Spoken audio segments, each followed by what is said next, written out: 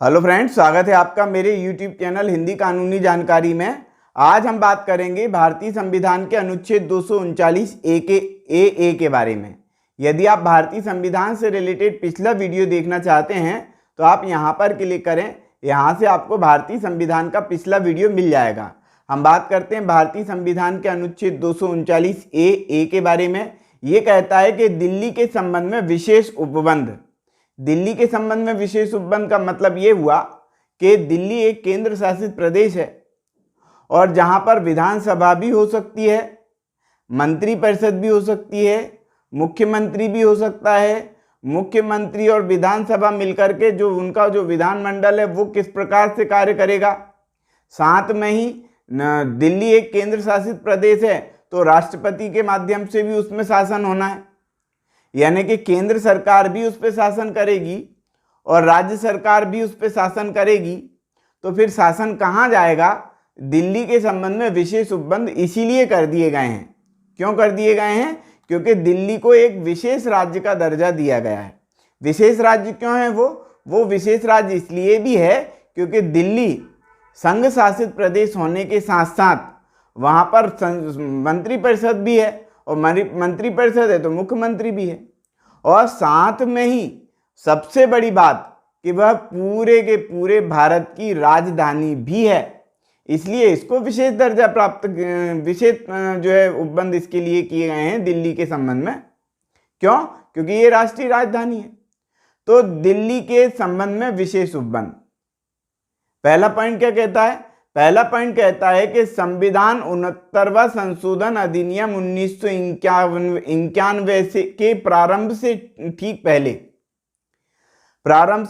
क्या है? दिल्ली संघ राज्य क्षेत्र को दिल्ली राष्ट्रीय राजधानी क्षेत्र यानी कि 1991 के प्रारंभ से, यानी कि 1991 का जो प्रारंभ होगा, कौन सा? सन 1991 जब प्रारंभ होगा, उस प्रारंभ से दिल्ली को संघ राज्य क्षेत्र के बजाय दिल्ली राष्ट्रीय राजधानी क्षेत्र कहा जाएगा।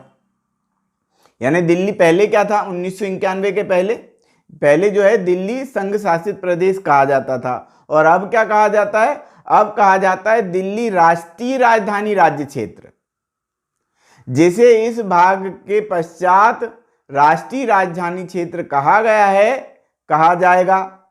और अनुच्छेद 239 के अधीन नियुक्त उसके प्रशासक का पदाभिमान उपराज्यपाल होगा। देखो 239 में हमने ये पढ़ा था ना कि राष्ट्रपति किसी भी केंद्र शासित प्रदेश के लिए जो है संघ शासित प्रदेश के लिए अपना एक प्रशासक नियुक्त कर सकता है। किसी भी जो है पास के किसी भी राज्य के राज्यपाल को उसका प्रशासक बना सकता है, ऐसा लिखा था ना।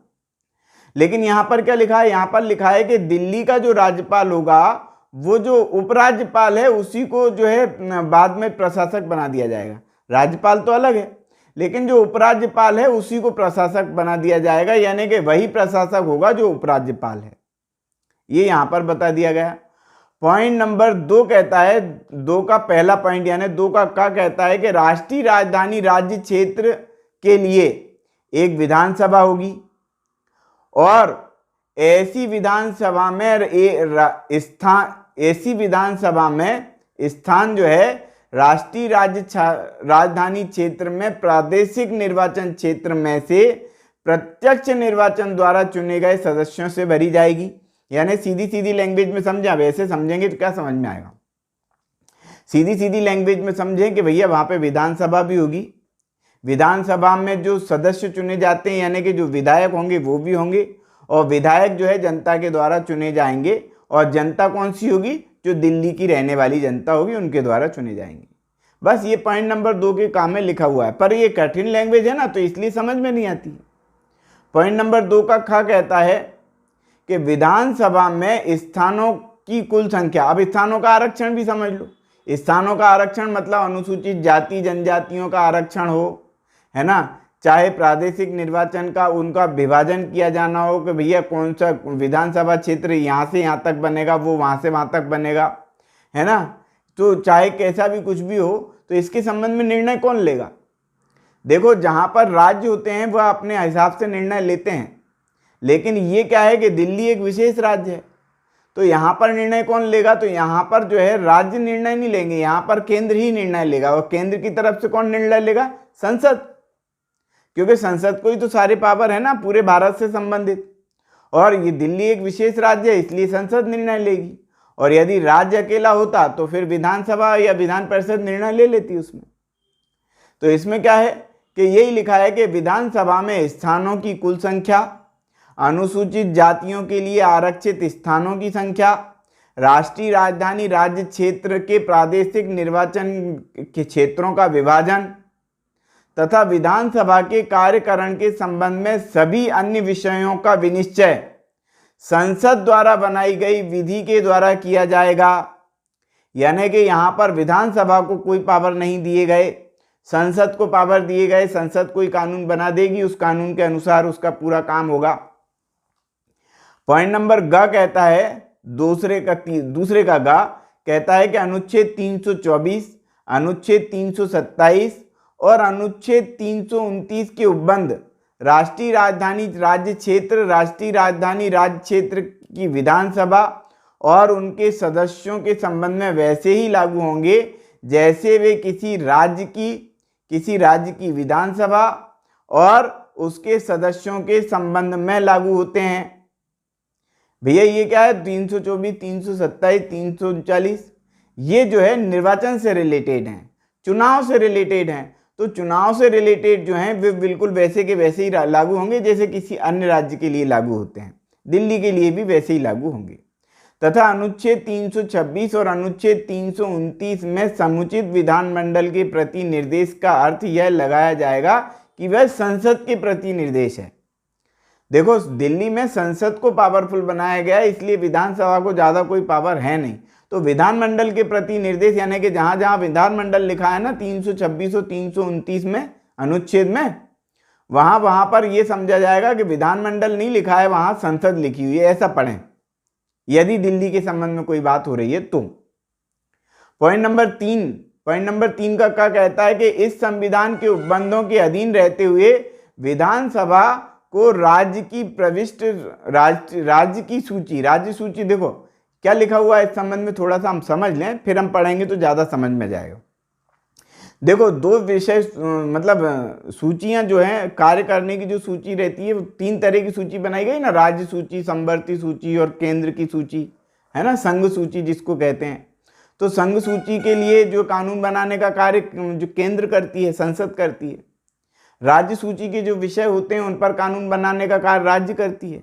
और समवर्ती सूची में दोनों ही आ जाते हैं, यानी कि राज्य भी कानून बना सकती है और केंद्र भी कानून बना सकती है। इसी प्रकार से यहाँ पर यही वाली बात लिख दी गई है क्या कि इस संविधान के उपबंधों के अधीन रहते हुए विधानसभा को राज्य सूची की प्रविष्टि 1, प्रविष्टि 2 और प्रविष्टि 18 में तथा उस सूची में प्रविष्टि 64, प्रविष्टि 65 और प्रविष्टि 66 से जहां तक उसका संबंध उक्त प्रविष्टि 1, 2 और 18 से है, संबंधित विषयों से भिन्न राज्य सूची में या समवर्ती सूची में प्रगणित किसी विषय के संबंध में जहां तक ऐसा कोई विषय संघ राज्य क्षेत्रों को लागू है, संपूर्ण राष्ट्रीय राजधानी राज्य क्षेत्र या उसके किसी भाग के लिए विधि बनाने के लिए शक्ति होगी। यानी कि यहाँ पर ये लिख दिया गया कि केंद्र शासित प्रदेश जितने भी हैं जिनमें राज्य सूची के विषय दिए गए हैं विधि बनाने के लिए, कानून बनाने के लिए, बिल्कुल वैसे के वैसे दिल्ली के लिए भी लागू होंगे। कौन कौन से? प्रविष्टि 1, प्रविष्टि 2 और प्रविष्टि 18, प्रविष्टि 64, प्रविष्टि 65 और प्रविष्टि 66, इसके संबंध में यहाँ पर लिख दिया गया है। तो कानून बनाने का जो पावर होगा वो यहाँ पर बताया गया इस पॉइंट में। पॉइंट नंबर ख कहता है कि 3 का ख कि उपखंड 1 में किसी बात के होते हुए भी संघ राज्य क्षेत्र या उसके किसी भाग के लिए किसी भी विषय के संबंध में इस संविधान के अधीन विधि बनाने की शक्ति संसद को प्राप्त होगी और संसद की किसी शक्ति का अल्पीकरण नहीं होगा। यानी संसद को जितने पावर हैं वो रहेंगे। इसका मतलब ये नहीं है कि संसद को शक्तियां कम हो जाएंगी। यदि वो केंद्र सरकार जब केंद्र शासित प्रदेश है तो प्रदेश में ही कानून बन जाएगा ना, केंद्र सरकार उसके लिए कानून बनाएगी तो। पर इसका मतलब ये थोड़ी कि केंद्र सरकार को वो शक्ति उसकी कम हो गई, पावर उसका कम हो गया, ये नहीं समझा जाएगा। तो पॉइंट नंबर ग कहता है कि यदि विधानसभा द्वारा किसी विषय के संबंध में बनाई गई विधि का कोई उपबंध संसद द्वारा बनाए गए संसद द्वारा उस विषय के संबंध में बनाई गई विधि के, चाहे वह विधानसभा द्वारा बनाई गई हो या वो पहले से बनी हो या उसके बाद बनाई गई हो, या किसी पूर्वोत्तर विधि के या विधानसभा द्वारा बनाई गई किसी विधि से भिन्न है, किसी उपबंध के विरुद्ध है, यानी कि ये समझ लो कि केंद्र ने कोई कानून बनाया है और राज्य ने कोई कानून बनाया है, तो राज्य का कानून नहीं चलेगा, केंद्र का चलेगा, ये यहाँ पर लिखा गया है। तो दोनों दशाओं में यथा स्थिति संसद द्वारा बनाई गई विधि या ऐसी पूर्वोत्तर विधि अभिभावी होगी और विधानसभा द्वारा बनाई गई विधि उसके विरोध में शून्य मानी जाएगी। यानी संसद का कानून ही प्रचलन में रहेगा। यदि देखो विधानसभा ने कोई कानून बनाया है या संसद ने कोई कानून बनाया है, तो दोनों ने एक ही विषय पे कानून बना दिया है, तो फिर संसद का कानून चलेगा, राज्य का कोई कानून नहीं चलेगा। ये भी यहाँ पर लिख दिया गया है दिल्ली के बारे में। वैसे भी अन्य राज्यों के बारे में भी यही है, लेकिन इसमें क्यों विशेष उपबंध ऐसा क्यों लिख दिया गया? क्योंकि ये केंद्र शासित प्रदेश है ना, तो विधानसभा कोई कानून बनाती तो वो ऐसे ही माना जाएगा ना, केंद्र ने बनाया, क्योंकि वो खुद केंद्र शासित प्रदेश है। इसलिए यहाँ पर लिख दिया गया है कि संसद उस पर जो है ज़्यादा प्रभावी मानी जाएगी। परंतु यदि विधानसभा द्वारा बनाई गई ऐसी विधि को राष्ट्रपति के विचार के लिए आरक्षित रखा गया है और उस पर उसकी अनुमति मिल गई है, तो ऐसी विधि राष्ट्रीय राजधानी राज्य क्षेत्र में अभिभावी होगी। यानी कोई ऐसा विषय हो जो राष्ट्रपति के विचार के लिए रखा गया और राष्ट्रपति ने उस पर अनुमति दे दी हो, तो फिर वो वाली चलेगी, ये भी लिख दिया। परंतु यह और कि इस उपखंड की किसी बात को संसद को उसी विषय के संबंध में कोई विधि जिसके संबंध में ऐसी विधि है जो विधानसभा द्वारा इस प्रकार बनाई गई विधि में परिवर्तन संशोधन निरसन करती है, तो किसी भी समय अधिनियमित करने के लिए निवारित नहीं करेगी। यानी कि कुल मिला के ये लिख दिया गया कि यदि कोई कानून संसद ने बनाया है तो उसको राज्य जो है उसमें संशोधन परिवर्तन नहीं कर सकता है। ये भी यहाँ पर है। पॉइंट नंबर 4 कहता है कि जिन बातों में किसी विधि द्वारा या उसके अधीन उसके उपराज्यपाल से यह अपेक्षित है कि वह स्वविवेक अनुसार कार्य करे, उन बातों को छोड़कर उपराज्यपाल की उन विषयों के संबंध में जिनकी बाबत विधानसभा को विधि बनाने की शक्ति है, अपने कृत्यों का प्रयोग करने में सहायता और सलाह लेने के लिए मंत्रिपरिषद होगी, जो विधानसभा की कुल सदस्य संख्या का 10% सदस्यों से मिलकर बनेगी, जिसका प्रधान मुख्यमंत्री होगा। यानी कि जो उपराज्यपाल है, प्रशासक है, वो जो है मुख्यमंत्री की सलाह पर कार्य कर सकेगा, ये यहाँ पर बता दिया गया। लेकिन कहाँ पर? जहाँ तक विषय उससे संबंधित हैं उन विषयों से संबंधित ही काम करेगा। क्यों? क्योंकि वो राष्ट्रपति का आदमी है ना, तो राष्ट्रपति शासन भी है उसमें, कुछ क्षेत्र में मतलब कुछ हद तक उसमें राष्ट्रपति शासन है दिल्ली में, और कुछ हद तक उसमें जो है राज्यसभा वो भी चलती है, क्या बोलते हैं, विधानसभा। तो विधानसभा के भी कुछ पावर हैं और राष्ट्रपति के भी कुछ पावर हैं जो प्रशासक उसको अपनाता है। तो प्रशासक उस हद तक, किस हद तक? जहाँ तक कि उसका पावर है उस हद तक वो जो है विधानसभा मतलब मंत्रिपरिषद की सलाह पर कार्य कर सकता है। बाकी कार्य फिर मंत्रिपरिषद को करना ही है और सारा के सारा दारोमदार जो है वो राज्यपाल पे रहता ही है। परंतु उपराज्यपाल और उसके मंत्रियों के बीच किसी विषय में मतभेद हो जाए, तब ऐसे समय में क्या होगा? तो इसके विषय में भी लिख दिया गया है कि परंतु उपराज्यपाल और उनके मंत्रियों के बीच किसी विषय पर मतभेद की दशा में उपराज्यपाल उसे राष्ट्रपति को विनिश्चय के लिए निर्देशित करेगा और राष्ट्रपति द्वारा उस पर किए गए विनिश्चय के अनुसार कार्य करेगा, तथा ऐसा विनिश्चय होने तक उपराज्यपाल किसी ऐसे मामले में जहां वह विषय उसकी राय में इतना आवश्यक है कि जिसके कारण तुरंत कार्रवाई करना उसके लिए आवश्यक है, वहां उस विषय में ऐसी कार्रवाई करने या ऐसा निर्देश देने के लिए जब जो वह आवश्यक समझे सक्षम होगा। समझ गए होंगे आप, सीधी सीधी लैंग्वेज में है इसलिए समझ में आ गया होगा। पॉइंट नंबर 5 कहता है कि मुख्यमंत्री की नियुक्ति राष्ट्रपति करेगा और अन्य मंत्रियों की नियुक्ति जो है राष्ट्रपति मुख्यमंत्री की सलाह पर करेगा तथा मंत्री राष्ट्रपति के प्रसाद पर्यंत अपने पद को धारण करेंगे। यानी कि राष्ट्रपति ही इसमें सर्वे सर्वा है ना, तो राष्ट्रपति जब तक रहेगा तब तक ही मंत्रिपरिषद काम करेगी। मंत्रिपरिषद राष्ट्रपति के प्रसाद पर्यंत चलेगी। पहले क्या, और अन्य राज्यों में क्या होता है, अन्य राज्यों में जो है राज्यपाल करता है ये सब काम। यहाँ पर जो है राष्ट्रपति के बारे में कह दिया गया है कि राष्ट्रपति करेगा। जो यदि दिल्ली का मुख्यमंत्री बनेगा तो उसकी नियुक्ति राष्ट्रपति करेगा और अन्य राज्यों में राज्यपाल करता है। पॉइंट नंबर 6 कहता है कि मंत्रिपरिषद विधानसभा के प्रति सामूहिक रूप से उत्तरदायी होगी। पॉइंट नंबर 6 का जो है का पॉइंट कहता है कि संसद पूर्वगामी उपखंडों को प्रभावी करने के लिए, संसद पूर्वगामी खंडों को प्रभावी करने के लिए या उनमें अंतर्विष्ट उपबंधों की अनुपूर्ति के लिए और उनके अनुषांगिक या परिणामिक सभी विषयों के लिए विधि द्वारा उपबंध कर सकेगी। यानी कि संसद को यहाँ पर पूरे के पूरे पावर दे दिए गए हैं। संसद जो है किसी भी विषय के लिए ज़्यादा प्रभावी मानी गई है दिल्ली के लिए। यानी दिल्ली एक विशेष राज्य का दर्जा है इसलिए उसमें ऐसा माना गया।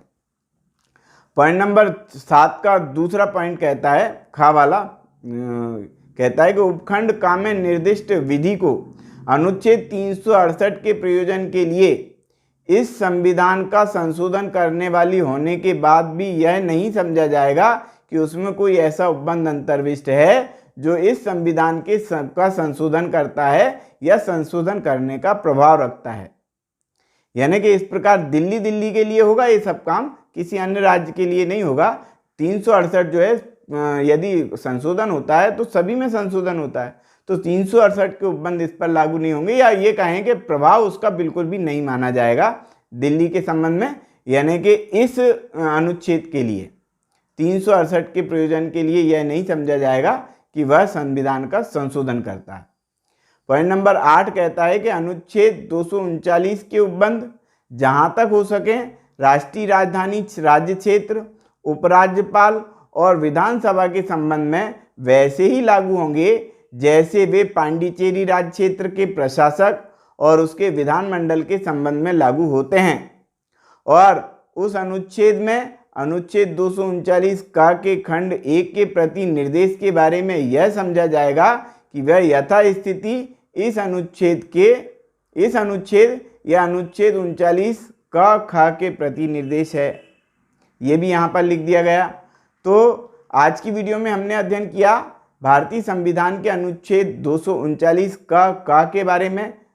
यदि आप भारतीय संविधान से रिलेटेड अगला वीडियो देखना चाहते हैं तो आप यहाँ पर क्लिक करें। यहाँ से आपको भारतीय संविधान का अगला वीडियो भी मिलेगा। सीआरपीसी, आईपीसी और भारतीय संविधान के संपूर्ण वीडियो भी यहीं से आपको मिल जाएंगे। तो आज की वीडियो में इतना ही। वीडियो यदि आपको पसंद आया है तो वीडियो को लाइक करें, शेयर करें, कमेंट्स करें, और यदि आपने हमारे चैनल को अभी तक सब्सक्राइब नहीं किया है तो चैनल को सब्सक्राइब कर लें, बेल आइकॉन प्रेस कर दें ताकि अगली वीडियो का नोटिफिकेशन आपको मिल सके। ये वीडियो देखने के लिए बहुत बहुत धन्यवाद।